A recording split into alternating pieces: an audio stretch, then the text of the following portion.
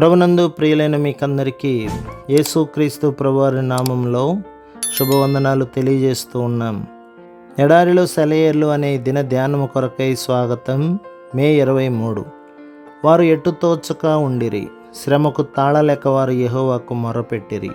ఆయన వారి ఆపదలలో నుండి వారిని విడిపించెను. కీర్తన గ్రంథం 107వ అధ్యాయం 27-28 వచనాలు. ఎన్ని తాళం చెవులతో ప్రయత్నించినా తలుపు తెరుచుకోకపోతుంటే నిరాశపడకండి. తాళం చెవుల గుత్తిలోని ఆఖరి తాళం సరైన తాళమేమో.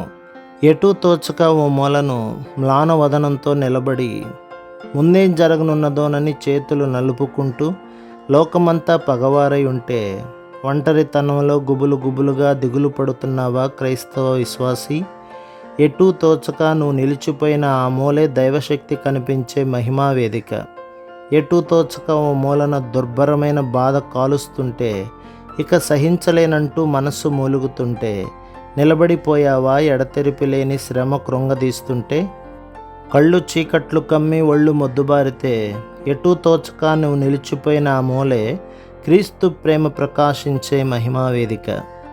ఎటూ తోచక ఓ మూలన మొదలుపెట్టిన పని నిరర్ధకమైపోతే, పూర్తి కాకుండా ఆగిపోతే, మనస్సు తనువు భారంతో కృంగిపోతే, పని పూర్తి చేయడానికి శక్తి కరువైతే, చేతుల్లో బలం లేక వణికిపోతే, ఎటూ తోచక నువ్వు నిలిచిపోయిన ఆ మూలే నీ భారాన్ని మోసేవాడు నిలిచి ఉన్నాడు. ఎటూ తోచక ఓ మూలను నిలబడ్డావా? సంతోషించు. ఆశ్చర్యకరమైన అద్భుతాలు చేసే శక్తి, నిన్నెన్నడూ విడవనాడని దైవశక్తి, నీ అడుగుల్ని వెలుగులోకి నిస్సందేహంగా నడిపించే పరమశక్తి ఎదురు చూస్తున్నది నిన్ను ఆదుకోవడానికి. ఎటూ తోచక నువ్వు నిలిచిపోయిన ఆమూలే సమర్థుడైన దేవుడు నీకు తెలుస్తాడు. ప్రభు మిమ్మును, మీ కుటుంబమును, మీ సంఘమును దీవించి ఆశీర్వదించునుగాక. ఆమేన్.